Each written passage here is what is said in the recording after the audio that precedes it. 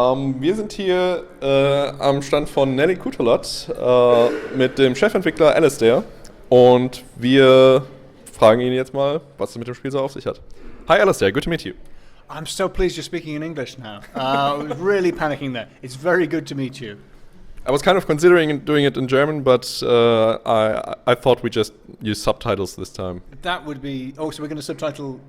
Yeah, you're going to subtitle me because I'm not speaking German. I understand. I'm sorry. Yeah. We could also dub you. Oh, that would be excellent. Yeah, I would really like that. Can you get me a kind of... We could get you the German subtitles and you speak yourself in German. You say that, but I've recorded 2 lines of dialogue for the German voice pack for Nelly, and it is 5 lines, and it is hard work getting me to speak German correctly. You've got a lot of strange words. A lot of strange words. I thought I was quite good at German. I'm not. It took a lot of takes.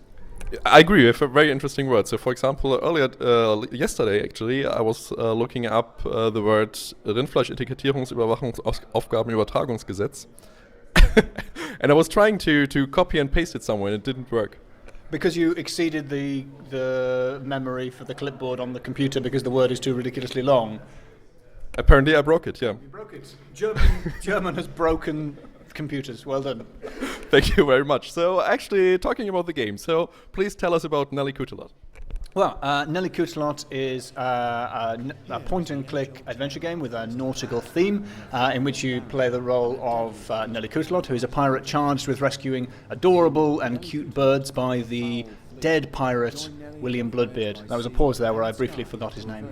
I totally know the game, been working on it for ages. It's a follow-up to a freeware game that I released ages ago in 2007, which was an AGS game and was very well received. You don't really need to have played that to play this game, but it does pick up on some of the threads. It's a much bigger, longer story built in Unity with HD graphics and bells and whistles. And it follows Nelly trying to prevent the nefarious Baron Widebeard from launching an attack on an island with a hypnotized fleet of waterfowl. And when you say it out loud, it sounds a bit weird, but in the context of the game, that is what I'm going to call the plot. Okay, so apparently it is a funny game, a funny piratey nautical game. So have you been inspired by other piratey nautical funny games? I can't think of any others. No, if there are, it's better than... No, I have up until recently been claiming to have never heard of or played Monkey Island. I now admit that it does exist. And it would be unfair to say that it wasn't an influence on this game. Certainly, it's an influence on the game in that it's humour and the fact that it's full of, I think, quite fair puzzles. There are no dead ends. It follows the old LucasArts philosophy of an adventure game being a slightly more relaxing, charming experience where you puzzle your way through without constantly fearing that you might have forgotten to pick up a pencil in the wrong place. But I do think the style of writing, the style of the humour is quite distinct from Monkey Island in many ways. It's got a much more British sensibility, I think, and there's no grog. So who is a plagiarist? Not me. So you are obviously the creative father of Nelly Cootalot. What else are you doing? You're animating, I think. Are you also singing the soundtrack? I'm definitely not singing the soundtrack. We've got a reasonable amount. We've got a fantastic composer in the form of Nicholas Sideris, as well as at least 2 small songs in game. And I am involved in none of those because I'm so tone deaf. It's really embarrassing. But yes, I did the background art and the animation, and I wrote the script. Originally, I was coding it before I teamed up with Application Systems Heidelberg, and what they're doing is, in addition to publishing the game, they're co-developing it with me, providing all of the technical know-how to translate the game from its quite simple low-res format into a multi-platform Unity version of the game that will actually work, I think is the phrase we're using. It will actually work by comparison with what I had to begin with. So you're not just a game developer, you're also performing comedy, I think. So how is this transitioning from performing on stage to writing for a comedy game? That's an interesting. It's true that in addition to being an unsuccessful games developer, I'm also not a very successful comedian. I started writing the game before I started performing comedy. So in a way, the transition has been in the other direction, because I've been working on this. This was for years a hobby project that I did in my spare time before I launched a Kickstarter. I'm not going to say how many years ago it was, probably just one, but maybe 2 years ago, after which it became my day job, and I now do comedy in the evenings. But I have tried to bring them together. 2 years ago at the Edinburgh Fringe Festival, I did a live choose-your-own comedy adventure, which actually I've done here at AdventureX last year and the year before that as well, with another comedian. And that was a way of trying to do live comedy and adventure gaming at the same time. So the audience were making all of the decisions, choosing the paths that the people go down. Because there are sort of lots of crossovers between comedy and game and any kind of narrative writing, storytelling. I think one of the things that comedy teaches you is how long people are prepared to listen to something before it can be funny. I've been talking for a long time now, and I'm aware that I haven't been funny or interesting yet, and that's something that I've learned thanks to comedy. No, what I mean is, you really learn how much patience people have for an idea, and I think there are lots of lessons in video games for, well, how long are we prepared to go down this thread before we're going to be rewarded with a solution, or rewarded with an animation, or rewarded with a joke. There's a reciprocal relationship there. Yeah, that was a very boring answer on the theme of why you shouldn't be boring. It wasn't like hilarious, but it was really interesting, I think, because it really made sense. I should say the game is. I'm confident to say that it's funny because I was there when we were recording the voices, and they're funny. It's also there are games which are in which every exam in every right click is a snarky comment or a joke. And I think sometimes they work really well as long as they're very funny, and sometimes I find them a bit tiresome. It can be, for the main character to be constantly sarcastic, I find a little exhausting. So while this game has loads of really funny moments and lots of funny characters, it's also quite charming and quite interesting. So the writing is not, I hope the writing isn't trying too hard to be funny constantly.